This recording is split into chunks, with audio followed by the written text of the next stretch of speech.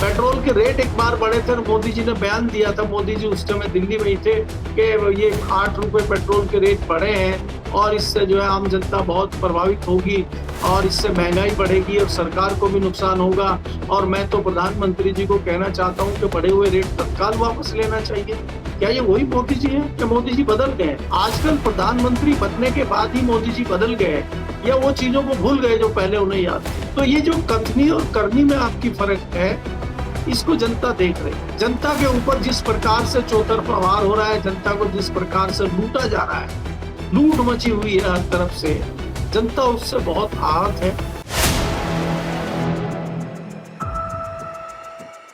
नमस्कार दोस्तों, कैसे हैं आप लोग? उम्मीद है आप सभी अच्छे होंगे। पेट्रोल डीजल के दाम लगातार बढ़ रहे हैं, आम आदमी पर प्रेशर बढ़ रहा है, लोग परेशान हो रहे हैं, दिक्कत में हैं, लेकिन सरकार कह रही है कि युद्ध की परिस्थितियां हैं, ये तो करना ही पड़ेगा। लेकिन जब स्थितियां अच्छी थी और तेल कंपनियों को भर भर कर प्रॉफिट हो रहा था, उस वक्त आम जनता को कोई प्रॉफिट नहीं दिया गया। हिंदुस्तान टाइम्स की एक रिपोर्ट ने कहीं ना कहीं सरकार के मुंह पर तमाचा मारने का काम किया है, इनकी असली नीयत दिखाने का काम किया है, क्योंकि पिछले एक साल में इन तेल कंपनियों ने 130% की मुनाफाखोरी की है। और दूसरी तरफ अगर हम देखें लास्ट क्वार्टर में, यानी कि जनवरी फरवरी मार्च में, इन्होंने 41% जो है बम्पर कमाई की है। तो फिर आम जनता को तो राहत वहां दी नहीं, और अब कह रहे हैं कि युद्ध आ गया है, तो फिर पिछले 11 दिनों में 7.5 रुपए पेट्रोल डीजल पर बढ़ा दिए गए। किस तरह से ये परिस्थितियां चल रही हैं, आगे बढ़ रही हैं, इस पर बातचीत करेंगे। केपी मलिक जी बृहस्पतिवार हमारे साथ जुड़े हैं। सर, बहुत बहुत स्वागत है आपका। बहुत बहुत धन्यवाद हिमांशु जी, आपका भी और हमारे दर्शकों का भी बहुत बहुत धन्यवाद, आभार। सर, सरकार ने और तेल कंपनियों ने हम सबको बेवकूफ समझ रखा है क्या? जब खुद का खजाना भर रहा था, खुद को प्रॉफिट हो रहा था, तो आम जनता की याद नहीं आई। अब जब बर्डन पड़ा है थोड़ा सा, तो फिर आम जनता की याद आई है और आम जनता पर ही और दबाव डाला जा रहा है। पेट्रोल डीजल के दाम फिर से बढ़ा दिए गए हैं। लेकिन हिंदुस्तान टाइम्स की जो रिपोर्ट है, जो कह रही है अपने आप में बहुत बड़ी तस्वीर बयां कर रही है कि 130% का फायदा जो है एक साल में तेल कंपनियों ने उठाया है, बावजूद इसके आम जनता को कोई राहत नहीं। और यहां युद्ध की परिस्थितियां बताकर आप तेल के दाम जो है डेली बढ़ाए जा रहे हैं। अब 7.5 रुपए के करीब जो है आपने 11 दिनों में बढ़ा दिए हैं। तो क्या समझा जाए? सरकार ने प्राइवेट कंपनी खोल रखी है जो अपने प्रॉफिट के लिए ध्यान देगी, या फिर सरकार आम जनता के हित के लिए, लोकतंत्र में आम जनता के हित के लिए काम करेगी? ये क्या तस्वीर है सर? देखिए हिमांशु जी, इसमें दो प्रमुख कारण हैं। जो भारतीय जनता पार्टी की तत्कालीन सरकार है, मोदी सरकार, ये आपदा में भी अवसर ढूंढ लेती है। इसमें कोई दो राय नहीं है कि आपदा चल रही है, दुनिया में चल रही है और भारत में भी चल रही है। लेकिन भारत क्या वास्तव में इतनी तेल की दिक्कत में है जितना दिखाया जा रहा है, बताया जा रहा है? कंपनियों में हाहाकार मचाया जा रहा है और वो एकाएक ही कैसे हो गया? आपके 5 राज्यों में जब तक चुनाव चल रहे थे तब तक तो ऐसी कोई बात कहीं से निकल के नहीं आई है। आप चुनाव खत्म होने के तत्काल बाद जिस प्रकार की हम हमेशा आशंका जाहिर करते थे कि ये तेल के रेट बढ़ाएंगे, और वो तेल के रेट इन्होंने अपने अंदाज में बढ़ाने शुरू कर दिए। ये जोर का झटका धीरे धीरे दे रहे। अब बताइए, ये पिछले 10-12 दिनों में इन्होंने लगभग 8 रुपए पेट्रोल पे बढ़ा दिए। अगर ये एक बार में बढ़ाते तो कुछ हाहाकार होता। अब ये धीरे धीरे बढ़ा रहे हैं, और क्या, ताकि जनता को कुछ इस पे बहुत ज्यादा हो हल्ला ना हो। अब ये एक्चुअली क्या है कि खाली तेल पे रेट बढ़ाने से ये नहीं है कि उपभोक्ता की जेब तेल की वजह से कट रही है। बाकी जो चीजें हैं वो तेल की कीमत बढ़ने से ऑटोमेटिकली प्रभावित हो जाती है। चाहे आपके खाद्यान्न हो, चाहे आपका दूसरी कोई वस्तुएं हो, चाहे आपको कहीं किराया भाड़ा हो, आपको घर से रोज दफ्तर जाना है, अपने काम पे जाना है, फैक्ट्री जाना है, किसी बच्चों को कहीं काम पे अपनी दुकान पे जाना है, तो वो सब कहीं ना कहीं प्रभावित है, क्योंकि उनका किराया बढ़ रहा है, उनको किराया अधिक देना है। जिस प्रकार से टैक्सियां हैं, टैक्सियों ने भी ये कहते हुए हड़ताल की थी कि कई सालों से हमारा किराया नहीं बढ़ा है, जबकि ईंधन के रेट लगातार बढ़ रहे हैं, तो हम कहाँ से अफोर्ड करेंगे इसको। तो उन्होंने तो बड़ी स्ट्राइक 3 दिन की थी दिल्ली। तो चारों तरफ लोग त्राहिमाम है। लेकिन इसी में एक बहुत बड़ी चीज है जिस पे लोगों की नजर नहीं जा रही है। हिंदुस्तान टाइम्स की रिपोर्ट मैंने भी देखी है, लेकिन उसमें यह है कि देखिए जिस प्रकार से कल खबरें आई हैं, खबर तो आ गई थी, इंडिकेशन भी आ गए थे। जब ट्रंप बेआबरू होकर चीन के कूचे से निकले थे तो हमें लगने लगा था कि मामला जो है अब ये चलेगा, और उसमें एक समझौता होते हुए कहीं ना कहीं ईरान का और अमेरिका का दिख रहा है, और मामला ठंडे बस्ते में जा रहा है। और युद्ध का भी टाइम बढ़ रहा है हर बार कि अभी 1 महीने का सीज फायर है, 3 महीने का सीज फायर है। मुझे लगता नहीं है कि अब युद्ध वगैरह कुछ होगा। उसको देखते हुए तेल की कीमतें एक झटके में नीचे आई हैं, और जो कच्चे तेल की कीमतें बढ़ गई थी, $100 पर बैरल से ऊपर चली गई थी, वो आज $100 पर बैरल से नीचे आ गई हैं। तो ये एक राहत की बात है, कंपनियों के लिए भी राहत की बात है। लेकिन मैं जो फोकस करना चाहता हूं, दूसरी बात बताना चाहता हूं, जो सरकार इतने दिन से हमें कह रही थी, सरकार भारी मात्रा में एथनॉल मिला के बेच रही है तेल में भारत। उससे हालांकि कई उपभोक्ताओं के बड़े नुकसान हो रहे हैं, गाड़ियां उनकी सीज हो रही हैं, कई जगह लोकल में तो जो पैमाना है उससे अधिक एथनॉल मिला दिया जा रहा है, और उससे लोगों को तकलीफ हो रही है। अभी एक खबर आई थी कहीं से, शायद पंजाब या हरियाणा से खबर आई थी कि रिलायंस के पेट्रोल पंप से उन्होंने गाड़ियों में तेल फुल कराया, और जितनी गाड़ियां वहां से टंकी में तेल डलवा के निकल रही थी उनके इंजन सीज हो रहे थे, यानी कि उसमें एथनॉल की मात्रा पैमाने से अधिक थी। तो वो नुकसान जो है उपभोक्ता भुगत रहा है उसको, कंपनियों पे तो कोई फर्क पड़ नहीं रहा है। तो इससे भी तो कंपनियां पैसा कमा रही हैं। तो क्या वास्तव में कंपनियों को, जिस प्रकार से हमारे महान पेट्रोलियम मंत्री कह रहे हैं कि कंपनियों को 1,000 करोड़ रुपए का नुकसान हो रहा है, तो क्या कंपनियां इतना बड़ा नुकसान सच में उठा रही हैं, या हिंदुस्तान टाइम्स की रिपोर्ट झूठ बोल रही है, या मंत्री झूठ बोल रहे हैं?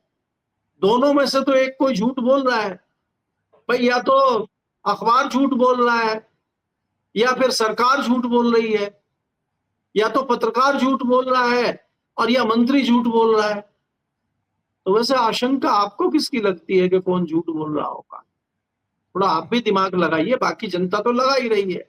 वो तो हम तो लोगों ने ये कल जिस तरह से ना कि झूठ बोलने की तो फैक्ट्री है ना इनके पास, ये पाकिस्तान और तमाम उदाहरण जो है कल हम लोगों ने डिस्कस भी किया कि किस तरह से ये झूठ लगातार बोलते जा रहे हैं, खुलेआम, मतलब बेशर्मी की हद है झूठ बोलने की। नहीं, मैं वही कह रहा हूं कि ऐसे में क्या किसी अखबार की, क्या किसी पत्रकार की इतनी हिम्मत है कि वो सरकार के अगेंस्ट जाके इस तरह के आंकड़े छाप दें?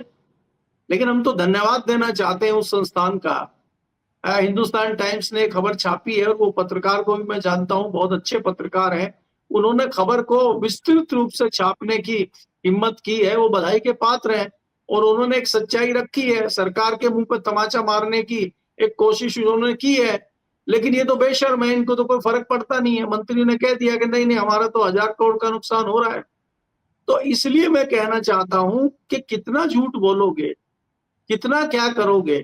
क्या आपको 2014 से पहले का जमाना याद नहीं आता है, जब आप सिलेंडर लेके बैठ जाते थे, जब आप सड़कों पे उतर जाते थे, जब आप प्याज की मालाएं पहन के घूमते थे, जब मोदी जी स्पोर्ट पे आके झकझोरते थे सरकार को? पेट्रोल के रेट एक बार बढ़े थे और मोदी जी ने बयान दिया था, मोदी जी उस समय दिल्ली में ही थे, कि ये 8 रुपए पेट्रोल के रेट बढ़े हैं, और इससे जो है आम जनता बहुत प्रभावित होगी, और इससे महंगाई बढ़ेगी और सरकार को भी नुकसान होगा। और मैं तो प्रधानमंत्री जी को कहना चाहता हूं कि बढ़े हुए रेट तत्काल वापस लेना चाहिए। क्या ये वही मोदी जी है, या मोदी जी बदल गए? आजकल प्रधानमंत्री बनने के बाद ही मोदी जी बदल गए, या वो चीजों को भूल गए जो पहले उन्हें याद थी?